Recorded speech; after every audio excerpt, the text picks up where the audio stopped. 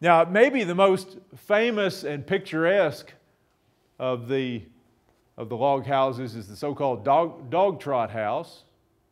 You can probably figure out why it's referred to as a dog trot house. The passageway or the breezeway in there, a dog may not trot through it, but dogs like to lay in those little breezeways if you've got one of them. And so this one is basically just your two pens connected by a roof and maybe a half floor, some sort of attic. In this particular house, there is a half floor on top that you could use as a sleeping room or something like that, or an attic. This one was built shortly after the Civil War. And this one was actually built from the beginning as a dog trot. Now the dog trots, like the double pen, often took shape over the course of years, where you would have one side built and then a couple years later they would build the other side and just connect them like that. And that's how the dog trots often took shape. The breezeway could be used for a shady place to sit in the summertime. I've read about people who slept in those breezeways and the dog trots when it was really hot in the summer. Get a little breeze going through there, and it's a lot nicer than being inside. It looks like the doors were in the breezeway. This particular house does have doors inside the breezeway. Now they didn't necessarily all have to, but it would have been convenient to be able to go from the breezeway into the house, into one of the pens. So this house does have doors on each side of the breezeway where you can go into the house. And this is actually the back of the house that we're looking at here. The front doors are on the other side, so there are middle doors on the other side of the house. And you can see this one is built on a little bit of a slope, so it's got the foundation. We're on the low side right there. And this one does have the wooden shingles on top of it.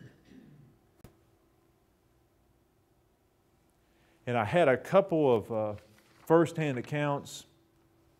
Yeah, here's a guy who lived in the southeastern Ozarks, and he's describing his grandparents' dog trot house that they were still living in when he was a boy in the early 1900s. They built it shortly after the Civil War, and he mentioned that the rooms were about 15 feet square, so it's pretty small rooms on this particular house. The logs were made out of white oak. They could be made of pine, white oak, red oak, whatever you had available. He also mentions that in his grandparents' house, the outside of the logs were whitewashed with a lime solution to preserve the wood. So that would have been a smart thing to do if you're wanting to make the thing last. In this particular house, the ceiling and the floor were made of cypress boards. Now, cypress would have been an unusual building tool in the Ozarks, but where he lived in the southeastern part of the Ozarks, very near the Delta, and they were close enough to actually cut cypress and bring it into the hills. And he also mentions that they had pegs on the outside stuck into the logs for hanging saddles and such as that. I mentioned that his grandpa's bed had a homemade gun rack hanging over it made out of a big forked limb. And a lot of their furniture was homemade as well, out of walnut and other kinds of wood. And he does mention, as we said earlier, that these dog trots kind of take shape over time. He mentions that the other half of the dog trot was built in later years and wasn't as high of quality as what they considered the main part of the house. It was newer, but it wasn't built as good. And that's one of the things you find too, is a lot of times some of the best quality log buildings are the older ones. When when people were still actively building log buildings, they were better at the techniques. You were more likely to find somebody in the community who was real good with an axe and could notch the logs just right and could straighten them up and everything like they needed to be. The closer you get to the 20th century and into the 20th century, the more people lose those skills and traditions.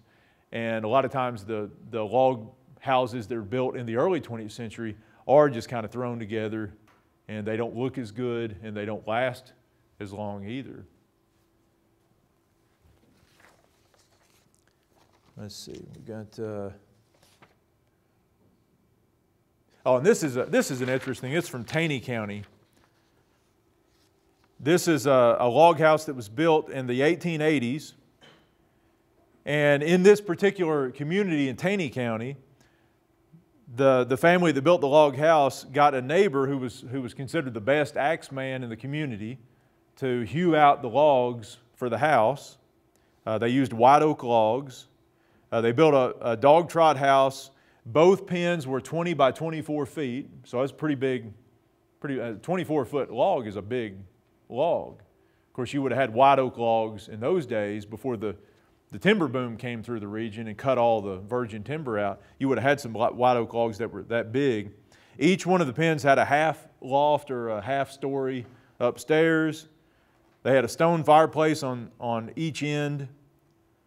This house would have been a really nice house in the 1880s in Taney County or just about anywhere else in the Ozarks. They had a full-size cellar that was lined with stone, and it had an 8-foot ceiling. That's a huge cellar with an 8-foot ceiling. They had a local stonemason who helped build the fireplace and the cellar. He also made a rock-lined drain for the cellar.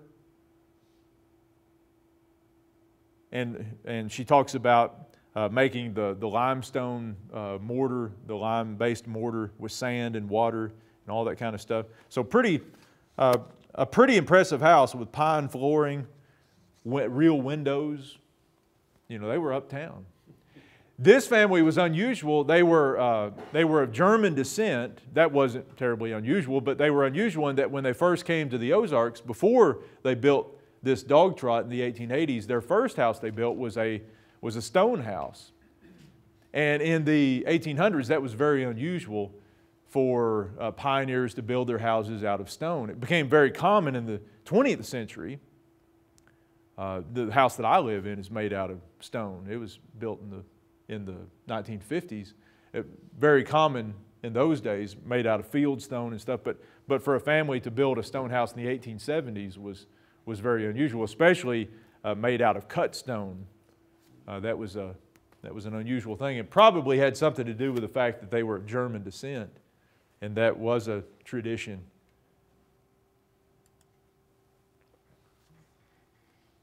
All right, so we're moving on up here. We're getting fancy. This house would have been the symbol of prosperity for people in the rural Ozarks by the late 1800s. And even in a few cases, you would have seen some of these so-called I houses at the time of the Civil War, but they would have been very rare in the Ozarks at that point. As the 19th century wore on, and certainly into the early 20th century, more and more farm families were able to build these I houses. And you can see 2-story houses that are usually 1 room deep. A lot of these houses, this one has 5 windows across it, so it may be a little fancier, but a lot of them were just 4-room houses, but they were big. They were 4 big rooms, and 2 on top, 2 on bottom. You can see this one's got a nice big porch. The I houses usually had a big porch, which was something that the old log houses generally didn't have. You know, today we think of country houses and having big porches and you sit around, stuff like that. That's more of a, that's not something the pioneers did. They weren't too worried about their porches. You know, your dog trot had about as good a porch as anything. Does anybody know where the I comes from in the I house? Doesn't it come from the frame? It's sort of, I mean, you could almost say it did. According to scholars, the term actually comes from Indiana, Illinois, Iowa. It was termed the I house because these houses were so common on the flat farmlands of Illinois and Indiana and Iowa. These were sort of your typical Midwestern farmhouses of the late 1800s and early 1900s, and so they just called them I houses. But you could see where you could also say, if you're looking at kind of the side view, it's got sort of an I look to it. So these are framed houses, they're not considered log? Yeah, the I houses, you could build a log I house, but most of them were frame. Yeah, and that was part of what made them kind of uptown as well. If you were prosperous enough to build a frame house, even a little frame house in the rural Ozarks, then you were better off than most of your neighbors back in the 1800s. If you could afford to buy milled lumber and put up that frame house and not rely on cutting logs, that was a sign of some prosperity. Yeah. So these were nice, and you can still see drive out in the country, and you'll still see a lot of these old I houses that are still occupied today. They're really nice houses. They're not the fancy status symbols that they once were, but they're still nice houses. And one of the things they tell you as you're traveling around the rural Ozarks, if you see a lot of these I houses in an area, that was once probably prosperous farming area, wherever that was. You would have seen a lot of them in the Springfield Plain area where we are. Not as many of them in Douglas County or Ozark County. You get down in down in the real Ozarks, and they would have been much scarcer.